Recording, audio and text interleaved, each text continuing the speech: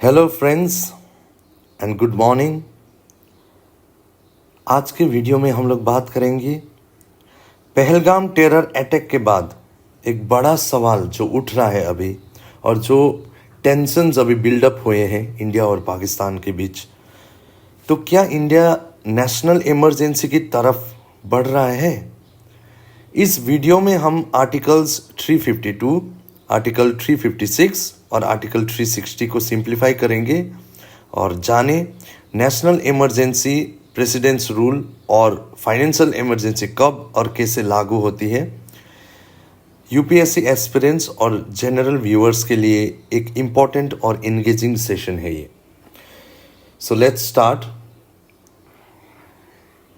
So emergency, the constitutional basis of emergency in case of India, emergency provisions are in part 18, okay, part 18 of the constitution, जो दिया गया है articles 352 से लेकर 360 तक। हम लोग जब देखते हैं आर्टिकल 352 होता है नेशनल इमरजेंसी, आर्टिकल 356 जो इंडियन कॉन्स्टिट्यूशन में होता है प्रेसिडेंट्स रूल के लिए, and article 360 for financial emergency. तो क्यों ये इमरजेंसी का प्रोविजन चाहिए था? कॉन्स्टिट्यूशनल जो मेकर्स थे उन्होंने क्या सोचा इसके बारे में, क्यों इसको कॉन्स्टिट्यूशन में डाला? It was design to safeguard sovereignty, unity, integrity, security and the constitution. ठीक है, तो कोई भी अगर आपातकाल आता है तो उस समय में ये प्रोविजंस को लाया जाता है ताकि इंडिया का sovereignty, unity, integrity, security, constitution बचा रहे। ठीक है, जब हम लोग देखते हैं कि इमरजेंसी में इंडिया का जो फेडरल स्ट्रक्चर है, इंडिया का स्ट्रक्चर क्या है कि एक तरफ है आपका सेंटर और एक तरफ है आपका स्टेट। ठीक है, और अब 92 के बाद हम लोग का एक लोकल गवर्नमेंट भी यहाँ पे ऐड हुआ है in form of panchayat and municipalities. तो जो ये हम लोग का फेडरल स्ट्रक्चर है, फेडरल स्ट्रक्चर, तो ये बन जाता है यूनिटरी। तो सेंटर बन जाता है all powerful in times of emergency. ये हम लोग को याद करना पड़ेगा। अब देखते हैं नेशनल इमरजेंसी, प्रेसिडेंट्स रूल और फाइनेंशियल इमरजेंसी जो टाइप्स थे हम लोग के। तो नेशनल इमरजेंसी कब इम्पोज किया जा सकता है? जब वॉर, किसी कंट्री के साथ वॉर होता है या एक्सटर्नल एग्रेशन होता है या आर्म्ड रेविलियन होता है। तो वॉर और एक्सटर्नल एग्रेशन तो कोई भी फॉरेन पावर या फॉरेन एलिमेंट्स के द्वारा होता है, और आर्म्ड रेविलियन मतलब देश के अंदर ही एक विद्रोह छेड़ जाता है, तो we impose article 352। President's rule कब लगता है? तो अभी मणिपुर में जैसे प्रेसिडेंट्स रूल लगा हुआ है, तो due to failure of constitutional machinery in state, जब कॉन्स्टिट्यूशनल मशीनरी स्टेट का फेल हो जाता है तब लगता है प्रेसिडेंट्स रूल। ओके, और फाइनेंशियल इमरजेंसी कब लगता है? कब कि फाइनेंशियल स्टेबिलिटी में कोई थ्रेट हो, तो उस समय में फाइनेंशियल इमरजेंसी लगता है, जो कि आर्टिकल 360 में है। तो हम लोग देखते हैं कि फाइनेंशियल इमरजेंसी अभी तक इंडिया में कभी भी लगाया नहीं गया। Even in times of 1991 balance of payment crisis, economic crisis जब हुआ था 91 में, तब भी financial emergency was not imposed in case of India. लेकिन नेशनल इमरजेंसी 3-4 बार इम्पोज किया गया है, जबकि प्रेसिडेंट्स रूल तो कई दफ़ा इम्पोज किया गया है। तो हम लोग अभी देखते हैं one by one. First is national emergency. It is given in article 352 of the Indian constitution. It is declared by the president when security of India or part thereof is threatened. तो ये मतलब नहीं है कि पूरा देश में आपातकालीन का स्थिति हो, कोई भी पार्ट में। अभी हम लोग जैसे देख रहे हैं जम्मू कश्मीर में थोड़ा जो टेरर अटैक हुआ था पहलगाम में, तो उसके बाद सिक्योरिटी का इश्यू है, तो इसको मद्देनजर रखते हुए president can impose national emergency only in Jammu and Kashmir. Okay, तो पूरा इंडिया में लगाने का जरूरत नहीं है, एक ही पार्ट में भी लगा सकते हैं, कोई भी स्टेट में लगा सकते हैं। It can be declared before actual occurrence in case of imminent danger. कोई भी डेंजर है तो उसको मद्देनजर रखते हुए लगा सकते हैं नेशनल इमरजेंसी। तो एक्सटर्नल इमरजेंसी होता है, एक internal emergency. External emergency in case of war और एक्सटर्नल एग्रेशन, ठीक है। जैसे 1962 में जब इंडो चाइना वॉर हुआ था तब लगाया गया था इमरजेंसी। फिर 1971 में जब इंडो पाकिस्तान वॉर हुआ था तब लगाया गया था नेशनल इमरजेंसी। तो ये था ड्यू टू वॉर और एक्सटर्नल अग्रेशन। तो internal emergency due to armed rebellion, ठीक है। तो ये armed rebellion it was the word was changed after 1978 का 44th CAA, ठीक है। तो पहले इसका नाम था इंटरनल डिस्टर्बेंस। तो internal disturbance was a very vague term, okay, it could mean anything. तो इसके वजह से इसको चेंज किया गया 44th कॉन्स्टिट्यूशन अमेंडमेंट द्वारा आर्म्ड रेबिलियन में, ठीक है। इंटरनल इमरजेंसी एक ही बार इंपोज किया गया, दैट वाज इन 1975, ओके। उसके बाद हम लोग देखते हैं की amendments to the emergency provisions of article 352, that is national emergency. 38th amendment 1975 ने क्या किया था, made declarations of emergency immune to judicial review.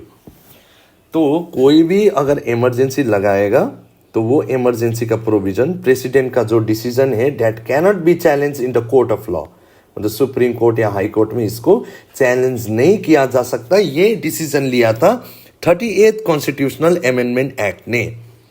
और 42nd कॉन्स्टिट्यूशनल अमेंडमेंट एक्ट 1976 ने allowed emergency in specific parts of the country. उससे पहले क्या था कि नेशनल इमरजेंसी जब लगेगा तो पूरा देश में लगेगा, लेकिन 1976 के जो 42nd कॉन्स्टिट्यूशनल अमेंडमेंट एक्ट था उसके अंतर्गत allowed emergency in only specific parts of the country. अब देखते हैं 44th constitution amendment act of 1978। अब ये आया था जब हमारा इमरजेंसी लगा था, उसके बाद जब मोरारजी देसाई गवर्नमेंट आया था तो 44th कॉन्स्टिट्यूशनल अमेंडमेंट एक्ट लाया गया ताकि काफ़ी प्रोटेक्शंस मिल सके, ठीक है। जब इमरजेंसी लगाया गया इंदिरा गांधी गवर्नमेंट के द्वारा तो काफ़ी ज़्यादा थ्रेट्स थे उस समय। तो उस थ्रेट्स को मद्देनजर रखते हुए, मिसयूज ऑफ कॉन्स्टिट्यूशनल पावर्स को मद्देनजर रखते हुए 44th कॉन्स्टिट्यूशनल अमेंडमेंट एक्ट ने काफ़ी ज़्यादा चेंजेस लेकर आए। जैसे इन्होंने इंटरनल डिस्टर्बेंस को रिप्लेस किया आर्म्ड रेबिलियन। अब जब एकदम विद्रोह होगा वो भी वेपन्स के साथ, तभी हम लोग इमरजेंसी लगा सकते हैं। इंटरनल डिस्टर्बेंस तो भेग है, एक आदमी ने किसी का मर्डर किया तो इंटरनल डिस्टर्बेंस, तो इमरजेंसी लगा सकते हैं। तो ये थोड़ा वेग टर्म था, ठीक है। इसलिए आर्म्ड रेबिलियन मतलब कि बड़ा विद्रोह होगा वो वेपन्स के साथ, तभी national emergency on the grounds of armed rebellion लगा सकते हैं। And it made cabinets written advice mandatory for declaration. जब इंदिरा गांधी गवर्नमेंट ने जब इमरजेंसी लगाया था पहले, तो इन्होंने क्या किया था इंदिरा गांधी गवर्नमेंट ने कि इन्होंने बिना कैबिनेट के एडवाइस लिए इन्होंने डायरेक्ट प्रेसिडेंट को अपना एडवाइस देके साइन करवाया था नेशनल इमरजेंसी इंपोज करने के लिए, और कैबिनेट को नेक्स्ट डे ही बताया गया था। तो इसको मद्देनजर रखते हुए मोरारजी देसाई गवर्नमेंट, जनता गवर्नमेंट जो आया था, उसने क्या किया था, कैबिनेट का जो रिटर्न एडवाइस है वो मैंडेटरी किया था। तो प्रेसिडेंट अब नेशनल इमरजेंसी डिक्लेयर कर सकते हैं only when there is a cabinet's written advice, okay, so that is mandatory. उन्होंने जुडिशियल रिव्यू को भी रिस्टोर किया था। तो अगर फ्लिम्जी ग्राउंड्स पर प्रेसिडेंट नेशनल इमरजेंसी लगवाते हैं तो if that is challenge in the court of law, then obviously the court can take the decision. So it restored judicial review. It introduce special majority for parliamentary approval, ठीक है। तो जब भी emergency लगता है तो 1 महीने के अंदर पार्लियामेंट्री अप्रूवल देना पड़ता है, लोकसभा और राज्यसभा को ये पास करना पड़ता है, ठीक है, ताकि पब्लिक रिप्रेजेंटेटिव को भी पता हो गवर्नमेंट ने क्या डिसीजन लिया है, ठीक है, देश के जनहित में हो, इसीलिए ये इंट्रोड्यूस किया गया था। और इसमें स्पेशल मेजॉरिटी मतलब 2/3 of the members, 2/3 of the members मतलब एमपीज जो होते हैं प्रेजेंट एंड वोटिंग होना चाहिए, present and voting, plus more than 50% of total strength of house उस दिन वहां पे मौजूद होना चाहिए, तभी इसको स्पेशल मेजोरिटी द्वारा पास किया गया मानेंगे, ठीक है। And it also provided revocation bye Lok Sabha. तो अगर लोकसभा को लगा कि ये ठीक नहीं हो रहा है तो लोकसभा इसको नेशनल इमरजेंसी को रिवोक भी कर सकता है, और इसके लिए सिर्फ simple majority is necessary, okay, only simple majority is enough for this, okay. अब देखते हैं हम लोग पार्लियामेंट्री अप्रूवल, ठीक है। तो जब भी नेशनल इमरजेंसी लगता है it must be approved by both houses with in 1 month, जो कि पहले था 2 मंथ्स, ठीक है। लोकसभा जब डिसॉल्व अगर है उस समय, if Lok Sabha is dissolve then emergency continues till 30 days of the reconstitution. Once approved it last for 6 months, 6 months he last करेगा। जब प्रेसिडेंट ने नेशनल इमरजेंसी डिक्लेयर किया, ठीक है, प्रेसिडेंट ने डिक्लेयर किया, फिर 1 month के अंदर it has to be approved by both the houses of parliament, तब ये जाके 6 months इसका टेन्योर इमरजेंसी लगा रहेगा, फिर fresh approval by the parliament is needed, ठीक है, फिर 6 months ऐसे करके एवरी 6 months इसका फ्रेश अप्रूवल चाहिए होता है, for and that has to be special majority in both the houses, ठीक है। जैसे मैंने बताया था more than 50% of total membership and 2/3 of the members present and voting. अब रिवोक कैसे किया जा सकता है? Can be revoked by president at any time, कभी भी हटाया जा सकता है विदाउट पार्लियामेंट्री अप्रूवल, और Lok Sabha can disapprove bye a simple majority. Lok Sabha भी एक सेशन करके सिंपल मेजोरिटी से इसको नेशनल इमरजेंसी को रिवोक कर सकता है, और ये स्पेशल सिटिंग डिमांड करने के लिए 110 मेंबर्स का ही वोट चाहिए, या they can demand a special sitting within 14 days to vote on revocation. तो अभी हम लोग देखते हैं कि नेशनल इमरजेंसी जब लगता है तो centre state relations, legislature, fundamental rights में इसका क्या असर होता है। जैसे एग्जीक्यूटिव में हम लोग देखते हैं कि centre can direct states on any matter, because now federal से इंडियन पॉलिटी हो जाएगा आपका यूनिटरी, तो central government is all powerful, okay, at the time of emergency. तो क्या होता है कि in the executive matters centre can direct states on any matter, legislative में पार्लियामेंट स्टेट लिस्ट के सब्जेक्ट्स में लेजिस्लेट कर सकते हैं, फाइनेंशियल में centre gains control over state financial matters. फिर हम लोग देखते हैं legislature, Lok Sabha and state assemblies can be extended by 1 year at a time, maximum up to 6 months after emergency ends. जो लोकसभा होता है, जो स्टेट लेजिस्लेटिव असेंबली होता है, इसको अगर इलेक्शन आने वाला है फिर भी इमरजेंसी लगा हुआ है तो एक बार में 1 year at a time extend किया जा सकता है, ओके। उसके बाद स्टेट असेंबलीज डिसॉल्व नहीं होते जब इमरजेंसी लगते हैं, ठीक है। स्टेट असेंबलीज भी फंक्शन करते हैं, लेकिन पार्लियामेंट को भी स्टेट लिस्ट में लेजिस्लेट करने का, बिल बनाने का अधिकार रहता है। Fundamental rights, article 19 automatically suspended, ठीक है। आर्टिकल 19 मतलब जो कि freedom of speech and expression जो होता है वो ऑटोमेटिकली सस्पेंड होता है वॉर और एक्सटर्नल एग्रेशन के ही केस में। तो आर्म्ड रेवोल्यूशन के केस में आर्टिकल 19 ऑटोमेटिकली सस्पेंड नहीं होता, ठीक है। ये दिया गया है आर्टिकल 358 में, जो कि आप लोग यहाँ पे पढ़ सकते हैं, ठीक है, ऑटोमेटिक सस्पेंशन। और अदर राइट्स जो कि है आर्टिकल 20 एंड 21, ठीक है। तो आर्टिकल 21 होता है राइट टू लाइफ, ठीक है, और आर्टिकल 20 होता है प्रोटेक्शन इन क्रिमिनल केसेस। ये होता है can be suspended by president under article 359। Other rights, other fundamental rights except article 20 and 21। तो आर्टिकल 20 एंड 21 कभी भी इमरजेंसी के दौरान सस्पेंड नहीं किया जा सकता। बाकी फंडामेंटल राइट्स किया जा सकता है बाय द प्रेसिडेंट, दिया गया है आर्टिकल 359 में, आप लोग ये पढ़ सकते हैं, ठीक है। तो हम लोग अभी जाते हैं प्रेसिडेंट्स रूल में, ठीक है। President rule which is given in article 356। तो प्रेसिडेंट रूल कब लगाया जाता है? जब failure of constitutional machinery in the state, कि मणिपुर में अभी जो हालात हुए थे पहले, जो वायलेंस हो रहे थे, तो लगा कि सरकार, वहाँ की सरकार उसको हैंडल नहीं कर पाएगा, तो गवर्नमेंट ऑफ इंडिया ने वहाँ पे due to failure of constitutional machinery वहाँ पे प्रेसिडेंट्स रूल लगा दिया. It was also on the basis of governor's report और प्रेसिडेंट्स ओन सेटिस्फेक्शन, ये भी हो सकता है. और failure to comply with centre's direction, centre ने कुछ डायरेक्शन दिए जिसको स्टेट ने नहीं माना, तब भी प्रेसिडेंट रूल लगाए जा सकते हैं. तो पार्लियामेंट्री अप्रूवल और ड्यूरेशन, नेशनल इमरजेंसी में 1 महीने था, तो must be approve by both houses of parliament within 2 months. President rule में है, ये है 2 महीना. If Lok Sabha is dissolve, rule survives 30 days from new session, जैसे कि नेशनल इमरजेंसी में था. It is valid for 6 months, extendable up to only 3 years with parliament's approval every 6 months. और अगर मतलब 6 महीने में पार्लियामेंट्री अप्रूवल चाहिए, जैसे कि नेशनल इमरजेंसी में था, और इस केस में ओनली 3 साल तक ही हम लोग प्रेसिडेंट रूल लगा सकते हैं. और 1 साल के बाद 2 conditions have to be met if president rule has to be continued. एक है नेशनल इमरजेंसी इन ऑपरेशन, और election commission certifies that elections can't be held, तब भी 1 year से ज्यादा इसको लगाया जा सकता है. So what are the consequences of president's rule? President assumes executive powers of the state and on his behalf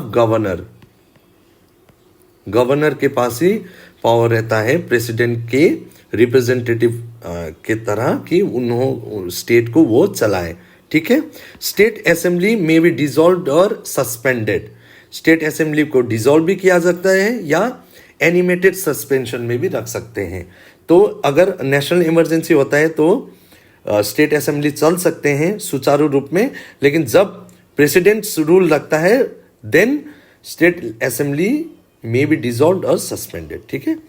parliament takes over legislative functions. तो अभी हम लोग जब देख रहे थे मणिपुर का बजट, इस बार का बजट, मणिपुर का जो इस बार का बजट था, डेट इज 25-26 का, तो वो पार्लियामेंट में पेश हुआ था. तो finance minister of India Shrimati Nirmala Sitharaman ने पार्लियामेंट में मणिपुर बजट पेश किया था. That means Parliament takes over the legislative functions when any state is under President's rule. Parliament or President also may delegate law-making powers, authorize expenditure from state government, ठीक है, and issue ordinances. तो President ordinance भी issue कर सकते हैं state के लिए when Parliament is not in session. And High Court powers remain unaffected. High Court के powers को कुछ नहीं किया जाता, it remains unaffected. तो हम लोग देखते हैं कि प्रेसिडेंट्स रूल को काफ़ी बार मिसयूज भी किया गया है. ठीक है. तो 125 से ज़्यादा बार इनको प्रेसिडेंट रूल लगाया गया है since 1950. Okay. It was first imposed in Punjab in 1951, often use politically. ठीक है. पॉलिटिकल रीजंस की वजह से भी इसको यूज़ किया गया है. इसीलिए SR बोमाई जो केस है उसने काफ़ी अच्छा रिकमेंडेशंस दिया था to curb the misuse of president's rule. And doctor Ambedkar ने भी इसको ये कहा था कि article 356 should remain a dead letter, कि इसको जितना कम यूज किया जाए उतना अच्छा डेमोक्रेसी के लिए. तो उन्होंने ये कहा था. लेकिन अभी तक हम लोग देखते हैं कि 125 से ज्यादा बार प्रेसिडेंट्स रूल इम्पोज किया गया है. अब हम लोग देखते हैं नेक्स्ट इमरजेंसी, जो कि है फाइनेंशियल इमरजेंसी. आर्टिकल 360 में ग्राउंड्स क्या होता है? Can B proclaimed if financial stability और क्रेडिट ऑफ इंडिया और एनी पार्टी इज थ्रेटेंड. ठीक है. तो फाइनेंशियल स्टेबिलिटी जब थ्रेटन होता है तो फाइनेंशियल इमरजेंसी लगता है. ठीक है. जुडिशियल रिव्यू पहले नहीं था, अब है.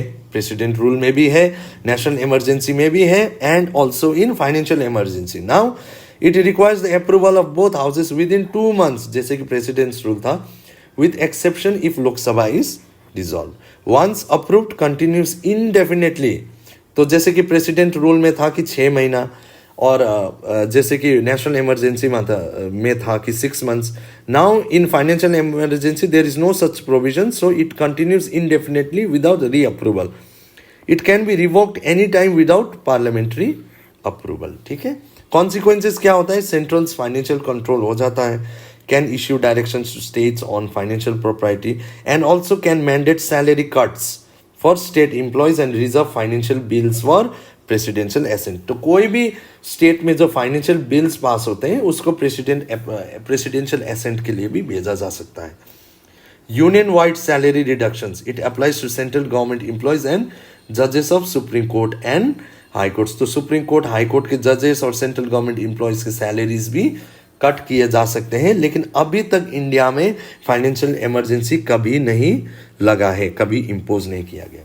तो आज के वीडियो में हम लोग ने देखा नेशनल इमरजेंसी, हम लोग ने देखा प्रेसिडेंट्स रूल और हम लोग ने देखा फाइनेंशियल इमरजेंसी। ओके गाइस, तो अगर आप लोग को ये वीडियो पसंद आया तो kindly like, share and subscribe my channel for more search video contents.